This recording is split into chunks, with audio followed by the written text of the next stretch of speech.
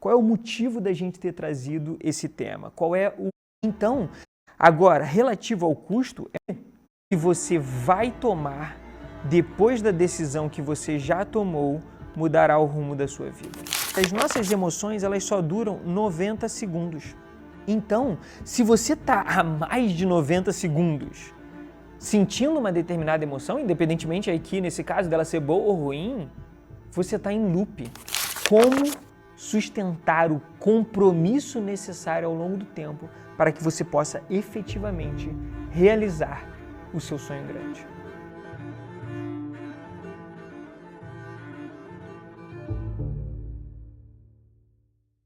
Tudo bem, aliado? Hoje é o dia em que a gente vai aprofundar o tema desse mês, que é compromisso. Você vai entender por que a gente trouxe esse tema, como a gente vai desdobrá-lo e qual é o objetivo final que a gente tem com ele. E ainda aqui você vai entender como sustentar o teu compromisso ao longo desse mês, desse trimestre e desse ano de 2026. Então, qual é o primeiro ponto que eu quero trazer aqui? O viés de motivo. Qual é o motivo da gente ter trazido esse tema? Qual é o porquê por trás dele? E a gente tem que entender que quando nós estamos falando de compromisso, nós sempre vamos olhar para onde a gente está hoje e onde a gente quer chegar. Então, eu trago aqui como ponto A e ponto B e nós inevitavelmente temos uma jornada. Essa jornada é composta de vários elementos, que a gente vai entrar aqui em alguns deles, mas o principal ponto é onde você está, onde você quer chegar. E uma vez que você traçou o teu compromisso para chegar até isso no seu plano perfeito, fez a sua carta, estabeleceu quais são os seus objetivos, estabeleceu quais são as suas percepções sobre o que está te impedindo, suas decisões em função disso e suas ações justamente para progredir, o próximo passo é você sustentar isso ao longo do tempo. Então, por que a gente trouxe esse tema? Qual é o motivo da gente ter trazido? Porque nós fizemos um plano perfeito, um evento sensacional, justamente para você entender como planejar todo o processo de onde você está até onde você quer chegar, mas, inevitavelmente, o próximo passo disso é o compromisso. Então, o motivo pelo qual a gente trouxe o mês do compromisso é para que você entenda realmente como dar prosseguimento ao seu plano perfeito. E o objetivo é fechar o gap entre ponto A e ponto B, entre onde você está e onde você quer chegar. E você faz isso através de 3 pilares: clareza, custo e compromisso. Clareza e custo você já entendeu muito sobre no plano perfeito. Quando você estruturou, quando você fez as suas lições aprendidas, quando você olhou para a matriz de utilidade dos problemas nas suas relações. Então, você tem clareza do que você quer, e você tem clareza de que você quer. Essas duas coisas são diferentes. Você tem que, de fato, querer o que quer que seja que você quer, mas você também tem que saber o que é isso.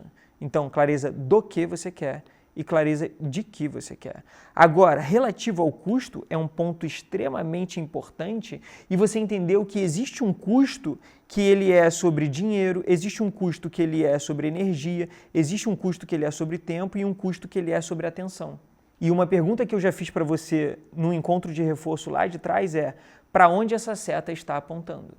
Para onde o seu dinheiro, a sua energia, o seu tempo e a sua atenção estão apontando? Mas aqui na Aliança nós sabemos que isso aqui não é tudo. Que existe um custo que ele é velado. E esse custo é o custo relacional do avanço. Quando a gente olha para isso, para o que a gente está olhando? A gente está olhando para quem eu tenho que deixar ir e quem eu tenho que deixar para ir. Normalmente a gente só olha para o lado positivo do avanço e para o lado negativo do problema. Mas, aliado, e talvez você já tenha percebido isso, existe um lado negativo do avanço e um lado positivo do problema. E é aí que entra justamente o custo relacional. É onde as coisas começam a se inverter, é onde a gente começa a deixar de tomar certas decisões em função das nossas relações, em vez de entender as nossas relações a partir das nossas decisões.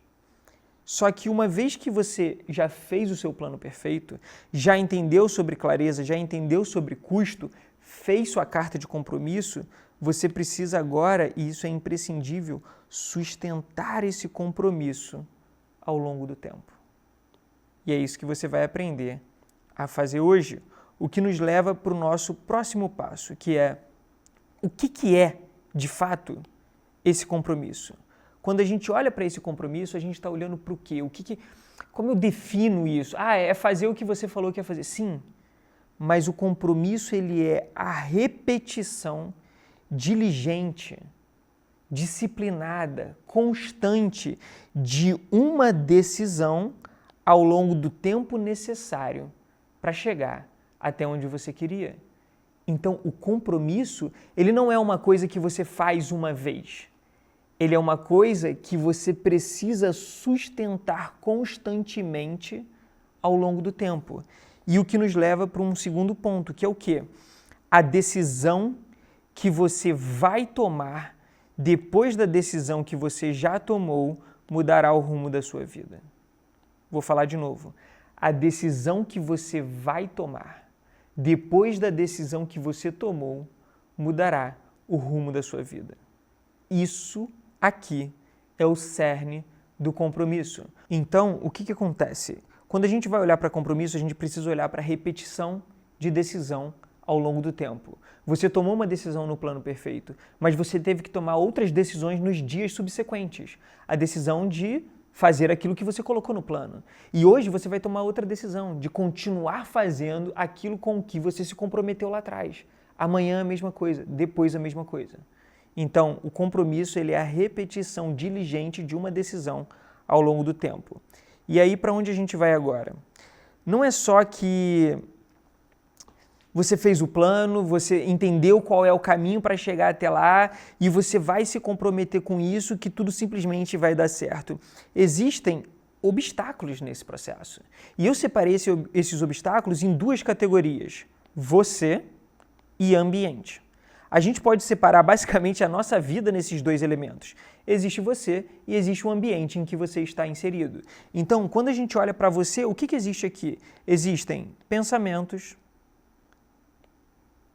existem comportamentos,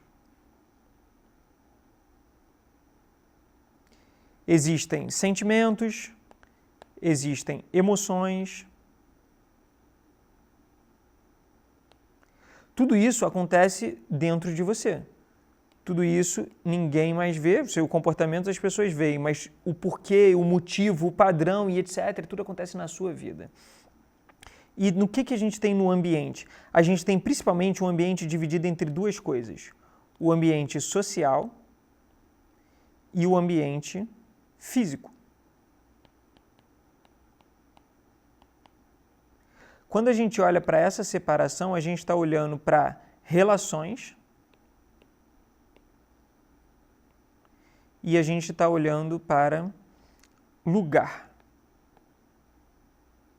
espaço e coisas. Eu olho para isso mais ou menos dessa forma aqui, como uma divisão um pouco mais visual desse processo. Eu tenho pensamentos, eu tenho sentimentos, eu tenho comportamentos, e aqui eu tenho social e eu tenho físico. E isso aqui no meio é a sua vida. Sua vida é composta por você e o seu ambiente. O seu ambiente é composto por pessoas e por coisas e lugares, né? Então, quando a gente olha para isso, a gente começa a analisar a nossa vida de uma forma um pouquinho diferente. E qual é o ponto que eu trouxe aqui? Obstáculos. Tá, pensamentos podem ser obstáculos? Podem. Se você começa a ter um monte de pensamento que, eu acho que não vai dar certo, eu acho que eu acho que eu viajei, eu acho que eu me empolguei lá, eu estava no dia no plano perfeito, estava lá presencialmente, achei tudo muito legal, a Jaque falando, o Jordão falando, a Cida falando e na verdade, eu acho que não vai funcionar como eu achei que ia funcionar, sabe? Deu certo para o outro, mas não necessariamente vai dar certo para mim. Querido aliado, querida aliada, existem muitas formas da sua dependência emocional se manifestar. Aqui na Aliança Divergente, nós falamos de 5 danos da dependência emocional.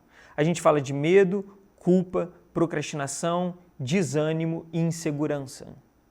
E essas coisas, elas acontecem na nossa vida e muitas vezes no nosso aspecto mais subjetivo, aqui dentro da gente. A próxima parte é justamente te dar uma estratégia, na verdade, várias estratégias para você lidar com esses obstáculos. Mas primeiro eu vou entrar um pouquinho mais nisso aqui. Depois disso, nós temos comportamentos. Quantos dos nossos comportamentos contribuem para aquilo que a gente quer? Lembra do ponto A e do ponto B?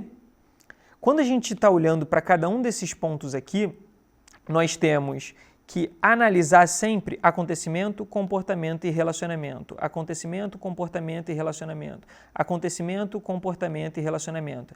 Para o aliado mais atento, sabe que esses pontos vermelhos aqui, eles são alguma coisa que algumas pessoas têm medo e outras já entenderam que quanto mais, melhor. E esse ponto vermelho aqui é a pré-queda. A pré-queda é uma bifurcação existencial. É o momento em que você tem duas possibilidades. Você pode repetir o padrão e cair, por isso pré-queda, ou você pode romper o padrão e subir. A pré-queda também é pré-salto. Então, em todas essas oportunidades, nós precisamos analisar os 3 padrões que existem, os 3 tipos de padrões: acontecimento, comportamento e relacionamento. Então, quando a gente está olhando para comportamentos, a gente está olhando para comportamentos que nos atrapalham e a gente está olhando para comportamentos que nos apoiam, que nos ajudam a chegar onde a gente quer. Então, existem comportamentos que são atrapalhos e existem comportamentos que são atalhos. E isso é para tudo. E você vai entender daqui a pouquinho. Mas, nesse primeiro momento, eu quero que você tenha isso em mente. Os comportamentos podem fazer você avançar ou podem te atrasar ou inviabilizar o teu objetivo, o teu compromisso. Existem comportamentos que vão jogar contra você e existem comportamentos que vão jogar a seu favor, na direção do teu objetivo e na sustentação do teu compromisso para alcançar esse objetivo. Então existem também os sentimentos e as emoções. E aí quando a gente olha para emoções, até sentimentos. Sentimentos são os nomes que a gente dá para as nossas emoções, enfim. Então o ponto aqui é realmente mais associado às emoções. E tem uma coisa que pouca gente sabe, que é que as nossas emoções elas só duram 90 segundos. Como assim, Jordão? Já fiquei dias inteiros com raiva de alguém ou sentindo uma mágoa, uma coisa ruim, uma tristeza. Sim, você pode ficar mais de 90 segundos sentindo alguma coisa, com uma determinada emoção. Mas neurofisiologicamente falando, do momento que você pensa em alguma coisa, daquilo que são hormônios e neurotransmissores percorrendo a sua corrente sanguínea até aquilo se dissipar completamente, todo esse percurso demora 90 segundos, 1 minuto e meio. Então, se você está há mais de 90 segundos sentindo uma determinada emoção, independentemente aqui, nesse caso, dela ser boa ou ruim, você está em loop. Você está repetindo um determinado cenário internamente, porque o nosso cérebro não diferencia muito o lado de fora e o lado de dentro. Você pode estar repetindo do lado de fora também, mas você pode estar repetindo do lado de dentro, tipo uma conversa interna que fica ali, um disco arranhado, sempre a mesma coisa. Por exemplo, o que eu falei antes. Eu acho que foi viagem, eu acho que eu só me empolguei, eu acho que não vai dar certo, eu acho que isso. E você vai, seu corpo vai se contraindo, você vai entrando quase em posição fetal e deitando no chão do seu quarto, da sua sala. Então, com as emoções, a gente precisa levar em consideração que elas só duram 90 segundos. Eu já estou aqui pulando um pouquinho para o nosso segundo ponto, que são as estratégias, mas justamente quando você está sentindo uma coisa há muito tempo e ela não é uma coisa boa, ela não é um atalho, ela é um atrapalho, existem coisas que você pode fazer para mudar isso. E eu vou entrar nisso daqui a pouco. Sobre as relações, muito do que a gente já fala aqui, eu vou entrar mais. Sobre lugar, a mesma coisa. Existem lugares, espaços, coisas que são atalhos e existem lugares, espaços e coisas que são atrapalhos. O seu sofá na frente da sua TV favorece um determinado comportamento. Chegar em casa, sentar no sofá e assistir TV. Se você não tiver o sofá na frente da TV ou não tiver a TV na sala, a sua sala vai favorecer outro tipo de comportamento. Se você tiver o livro que você pegou para ler do lado do seu sofá, a tendência vai ser você sentar no sofá, pegar o livro e começar a ler. O lugar que você está, o espaço e as coisas podem ser atalhos ou atrapalhos. Podem favorecer o compromisso que você fez ou podem desfavorecer o compromisso que você fez. Então vamos propriamente entrar aqui nessas estratégias, né?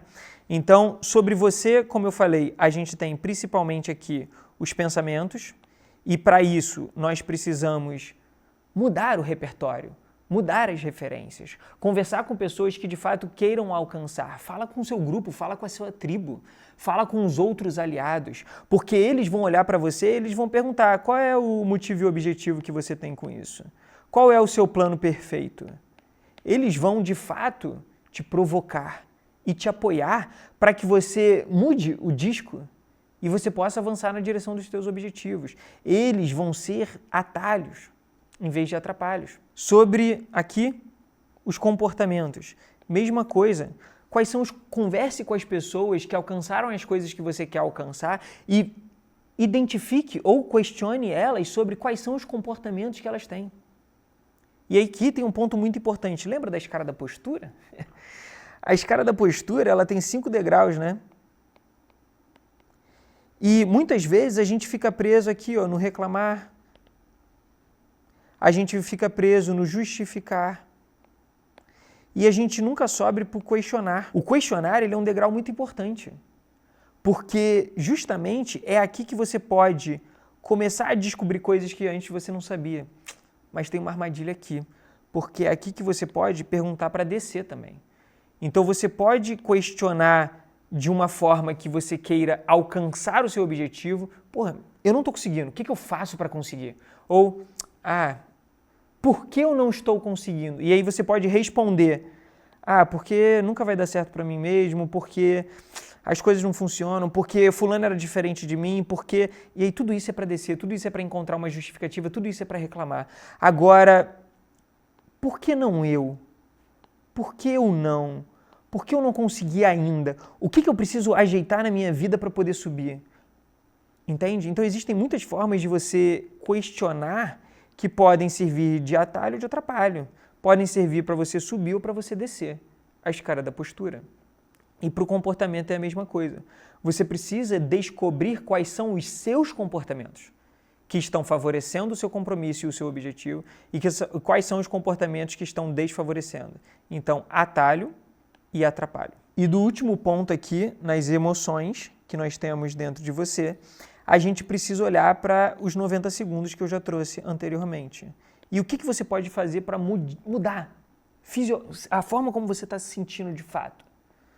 Você pode mudar o lugar que você está, você pode mudar as pessoas, você pode mudar a música que você está ouvindo, você pode mudar o que você está assistindo, o conteúdo que você está consumindo.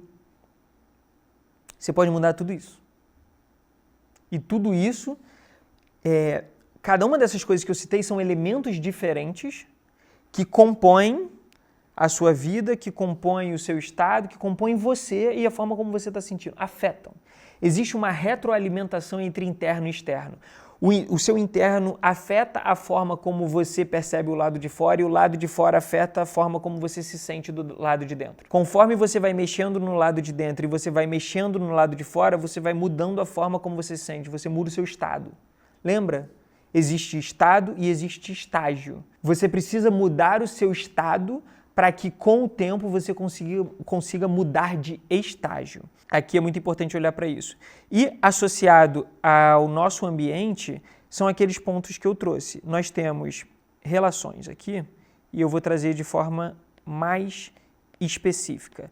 Que tipos de relações? Nós temos as relações amorosas, cônjuge e etc. Nós temos os parentes, que pode ser pai, mãe, filhos crescidos, tio, tia, primos, toda essa cambada de gente. Nós temos aqui também amigos e nós temos as pessoas que nós conhecemos do nosso trabalho. Claro que pode ter uma sobreposição entre esses diferentes grupos. Eu posso estar... A pessoa que é minha cônjuge pode ser uma pessoa do meu trabalho, ou o meu parente pode trabalhar comigo, ou o meu parente pode ser meu amigo, ou o meu amigo pode trabalhar comigo, enfim. É óbvio que podem haver sobreposições e interseções entre esses diferentes grupos. Mas qual é o ponto aqui?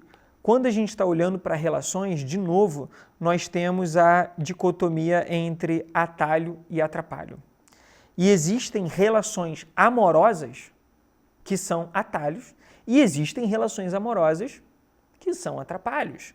E qualquer uma dessas relações pode entrar nesse lugar. E aí a gente tem o ponto que é muito interessante, que é a questão do núcleo. Quando você faz o seu protocolo de combate à dependência emocional, a gente tem a representação do núcleo interno e do núcleo externo. Então, o núcleo interno e o núcleo externo. O núcleo interno é o seu núcleo, e é onde a gente precisa começar a mexer, a limpar, para que outras pessoas que não deveriam estar no nosso núcleo parem de interferir nesse núcleo. Então, quando a gente fala, tem gente no seu núcleo, fulano está no seu núcleo, o que a gente está falando é, o estado ou a ação dessa pessoa interfere no seu estado, na sua ação. E ao interferir, se torna um atrapalho. Então, é muito importante que a gente entenda isso. E aí, o núcleo externo é quando justamente você está interferindo no núcleo do outro. O seu estado ou a sua ação interfere no estado ou na ação daquela pessoa. E nas nossas relações, o que a gente precisa começar a fazer é começar a transformá-las no que a gente chama de relações saudáveis. As relações saudáveis possuem vínculos fortes e limites claros. É por isso que a gente fala da imprescindibilidade, não sei nem se eu acabei de inventar essa palavra, mas o quão imprescindível é a conversa difícil. E aí tem gente que fala, pô, mas conversa não é difícil, ela é necessária e tal e tudo mais. Se o termo que a gente está utilizando para falar sobre essa prática já está te travando, você está se distraindo. É muito importante que você preste atenção nisso, porque não é sobre o termo. É sobre o fato de que você está se distraindo com o termo que a gente está utilizando, em vez de fato ir lá e ter a conversa difícil. Entende? Então, essa estratégia da conversa difícil é como você coloca limite nas relações. Mas, Rafael, vocês não falam que no caso do cônjuge, ele precisa estar no nosso núcleo? Sim. Assim como filhos pequenos. Então, aqui tu pode pensar também em família. Filhos pequenos precisam estar no seu núcleo e você no núcleo deles. Assim como cônjuge, assim como marido, mulher e etc. Como é que eu ajusto essa relação, então? Alinhamento de casal. E o plano perfeito, inclusive, é perfeito para isso. Quais são os nossos sonhos? Quais são os meus? Quais são os seus? O que você botou aí no seu sonho grande e o que eu botei? Será que a gente botou algo que faz sentido junto? Ou a gente botou algo que é dissonante ou até diametralmente oposto?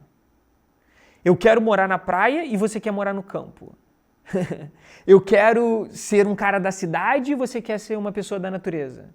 Eu quero conquistar o mundo e ganhar muito dinheiro e você quer uma vida simples. Nós estamos indo para o mesmo lugar ou não?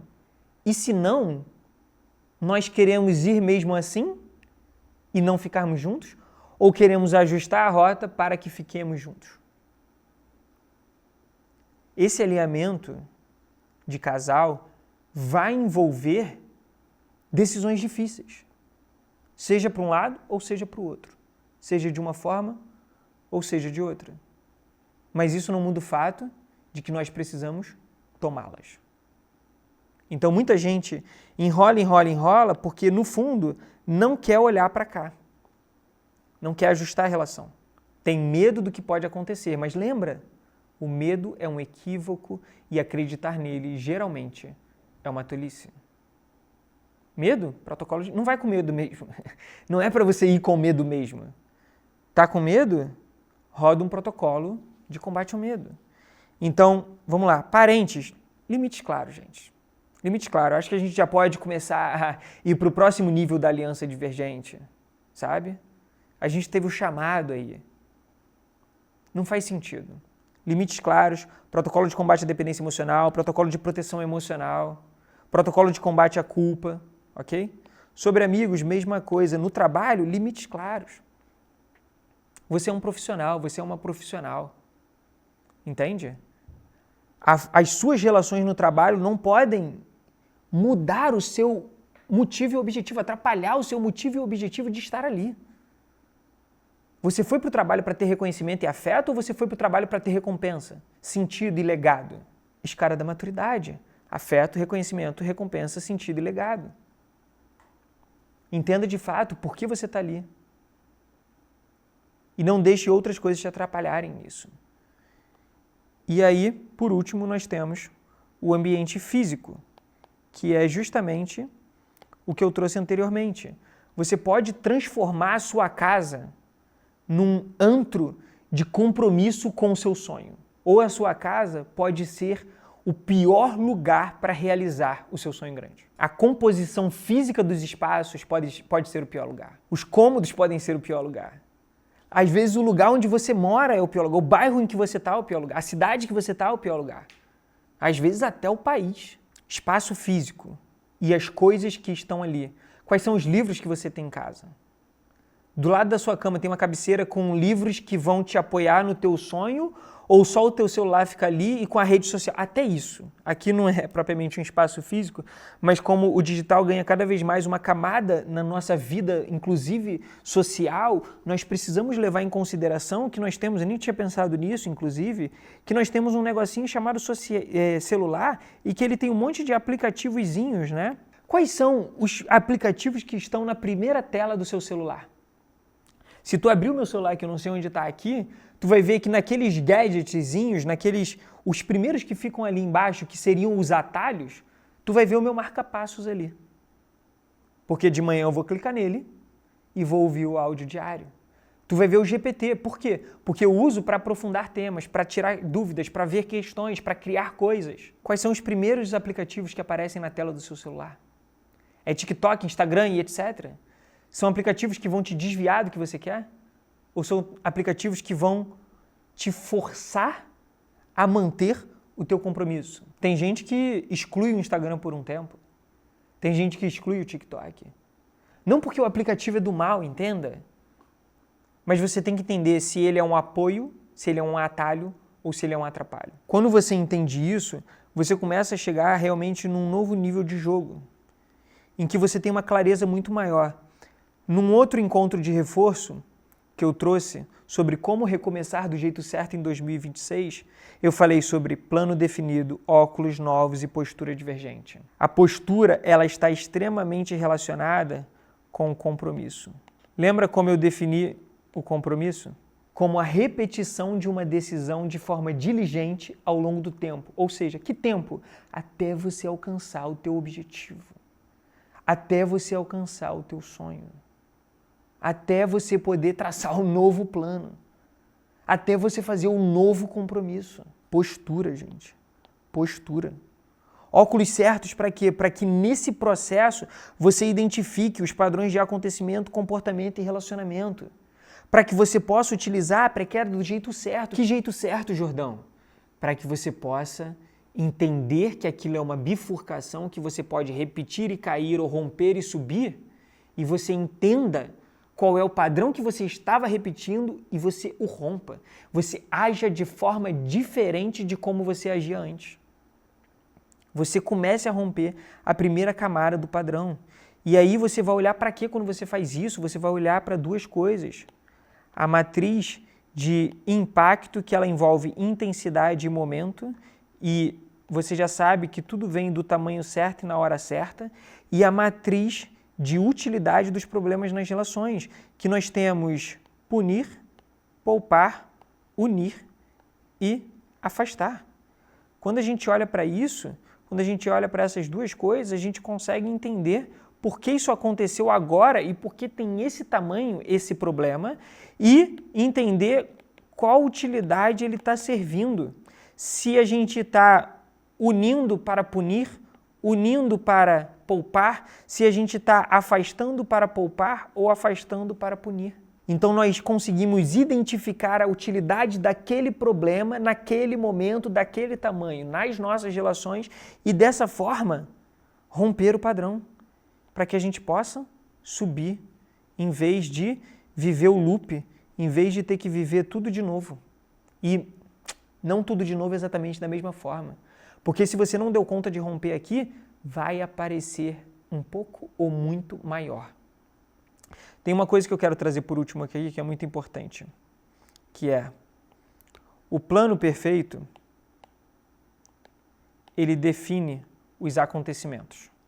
Então, o plano define os acontecimentos. Por que, Jordão? Porque o plano ele envolve novas vontades, novos desejos, novas decisões. Ele envolve você desistir de coisas, ele envolve você ter dúvidas sobre coisas. Lembra dos 4 gatilhos da pré-queda? Desejo, dúvida, decisão e desistência.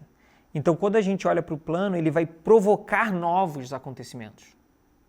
E quando você define um plano com clareza, você sabe que aquele acontecimento tem a ver com aquele plano que você definiu. Mas o que define o tamanho do acontecimento?